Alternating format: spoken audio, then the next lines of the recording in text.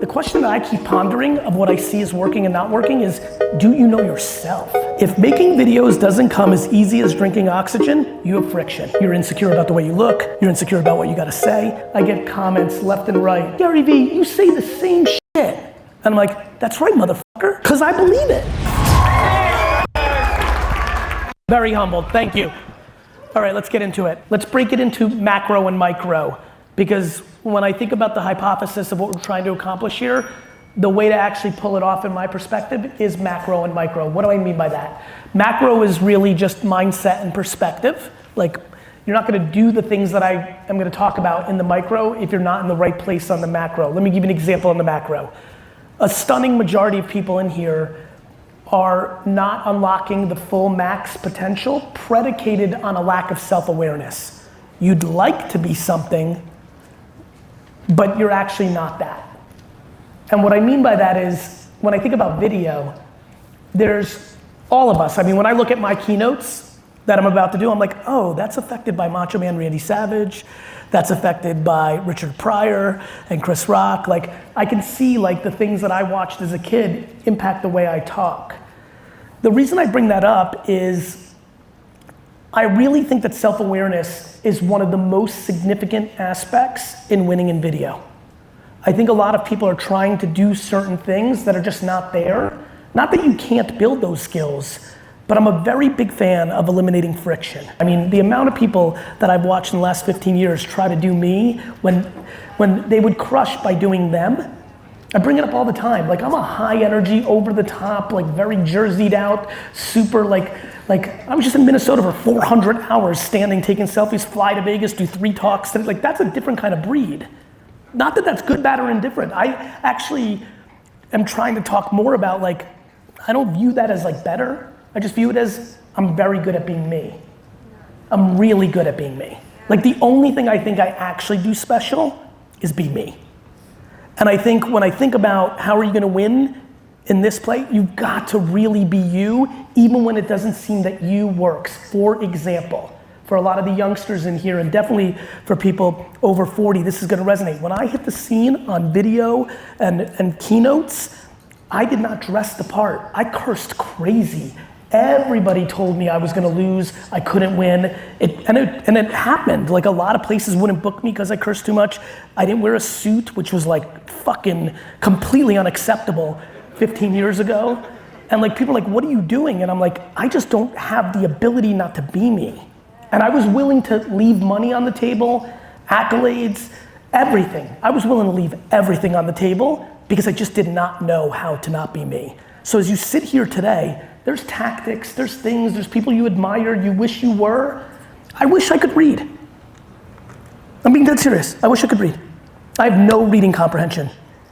I have to waste my time on 5-minute calls all day long because I can't read an email for 13 seconds.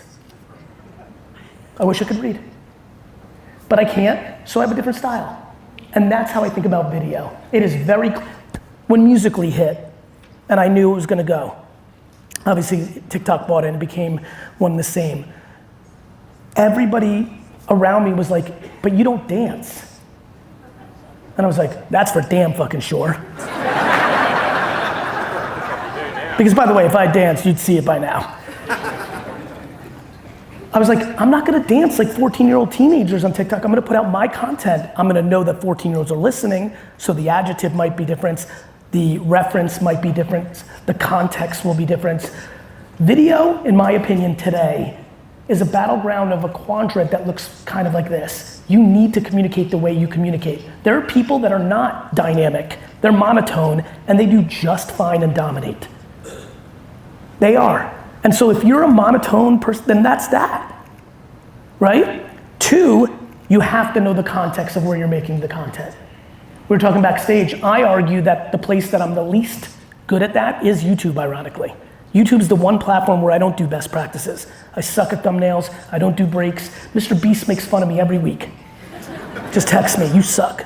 I'm like, you're right, because it's the one that I don't do. It's the one that I don't do. I do all the rest of them. So it's always contextual. But what I really think is that when you go into the macro place, you've got such an easier game to do the micro. The micro is very obvious to me, it's tactics, right? The tactics are clear to me, but most people don't execute on it because they don't have the first part down, right? If you don't know yourself and you don't have a grasp on that, you have no prayer on TikTok, and nobody should be confused in this room. The biggest arbitrage in attention in society is TikTok. Right this second, you want a tactic? There's no debate, there's nothing close. If you are not fully pot committed into taking the opportunity on TikTok, you're missing the biggest opportunity since Facebook fan pages in 2012. Instagram hasn't been this good since 2011. And a lot of you know. How many people here put out content on Instagram? Raise your hands. Raise them high. How many people, by show of hands raising them, feel that it was going better 24 months ago? You know, so like the reality is that the supply and demand of attention moves on these platforms. The TikTok arbitrage is gonna close, and it's gonna close in the next 24 months, and the land grab is right now. The only thing I give a fuck about for you to win out of this whole talk is that you go back home and make 3 or 4 TikToks a day. I'd like you to be good at them, so I'll continue to talk, otherwise I could leave right now. But that game is about the context of knowing how to make a TikTok, which is very easy because you can just Google how to make good TikToks, and there's unlimited TikTok content on how to make good TikToks. That's there. The question that I keep pondering of what I see is working and not working is, do you know yourself? Right? Like people like, if it doesn't come as easy as breathing oxygen, you need to understand why. If making videos doesn't come as easy as drinking oxygen, you have friction. You're insecure about the way you look, you're insecure about what you gotta say. Huge problem in this space when I analyze it, people talk about shit they don't know. Yeah. Like if somebody, occasionally, if I'm on a real roll of talking about the same shit for a while, I get comments left and right for a period of time where they're like, GaryVee, you say the same shit. And I'm like, that's right, motherfucker. Cause I believe it. Cause it's the thing to say. You know this. Some of you have been affected by other people, by myself, you've affected people. You sometimes say the same thing. Somebody's heard it 87 times. I said the same shit to my father this week here at VCon that I've been saying for 37 years, and he told me this time it clicked. The amount of people, watch this, you wanna see something cool? By show of hands, doesn't hurt my feelings, I'm detached from my success and from people shitting on me. By show of hands, how many people here, the first time they ever saw me, thought I sucked and was a scam artist and a piece of shit? Raise your hands. Raise them high. Higher, higher, higher. Right? Like, and then how many people that just raised their hands were affected positively by a piece of content in their lives? That's it. That's the game. Got it? That's the game. The reason that was an interesting thing, and I hope people looked back and saw how many hands went up, if you can go from this guy's a piece of shit scam artist to this person positively affected me, that is only required and can only be achievable when you only talk about things you know and you're willing to say them 87,000 different ways. Most people get caught up because they feel like they've already said their thing and they just start making up some other shit. Right? I see people like, yo, I'm a real estate expert. And I'm like 6 months later, I'm like, I'm a crypto expert. And like 13 months later, I'm the king of cannabis. I'm like, this fucking person.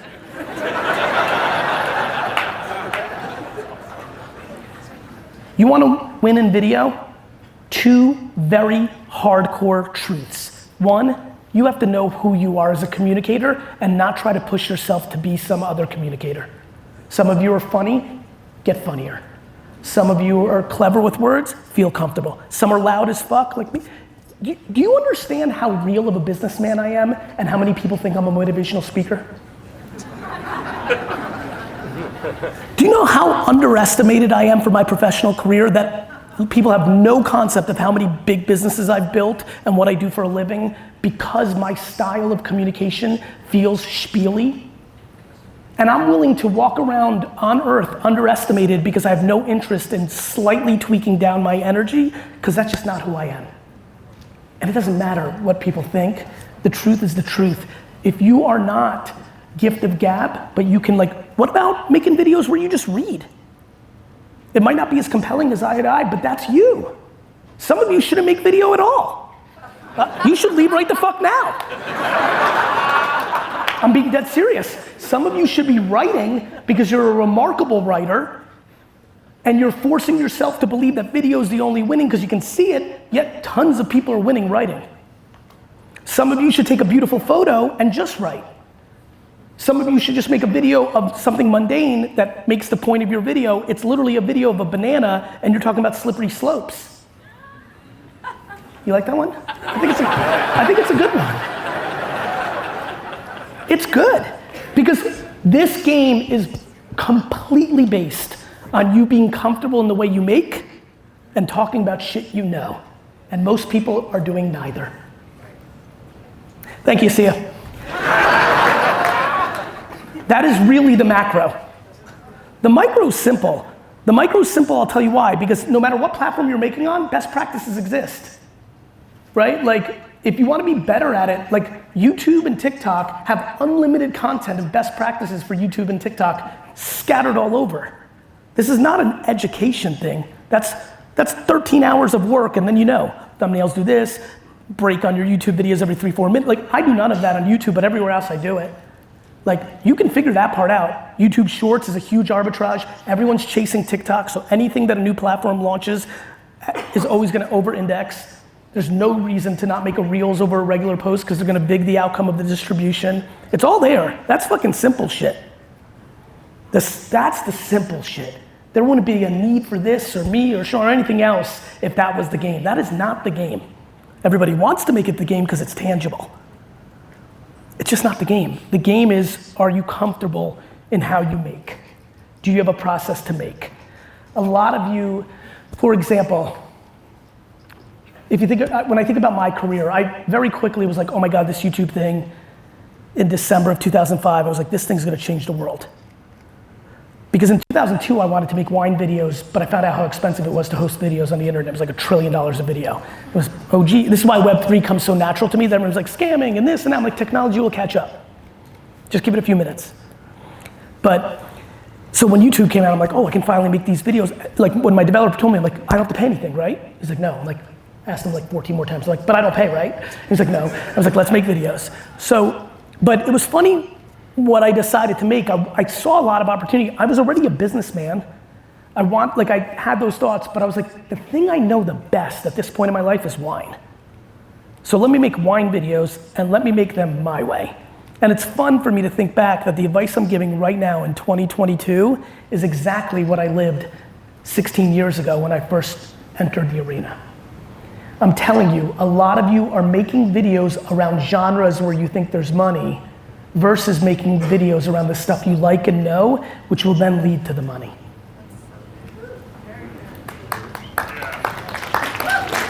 You know? This is why you're the guy, Gary. Thank you, mate. I really, really believe that. I think a lot more of you should be making very niche content around stuff you have passion around, because then you will have everyone's like, how do you have so much energy? I'm like, I love this shit. I don't want to fucking golf. I'm not interested in fucking skiing. I don't want to fucking sail. I don't want to cook. I want to be an entrepreneur. I want to make content. But if you're making content around something that you heard has good AdSense, or there's good brand deals in, or that's where the money is, you're fucking finished. Because it's not you. And if you try to make content like me, who clearly got so lucky that he grew up in the 80s, because if they put me into the 2000 system, they would have drugged the fuck out of me. So, I mean, luckily I have the best mom. She would have been like, fuck you, but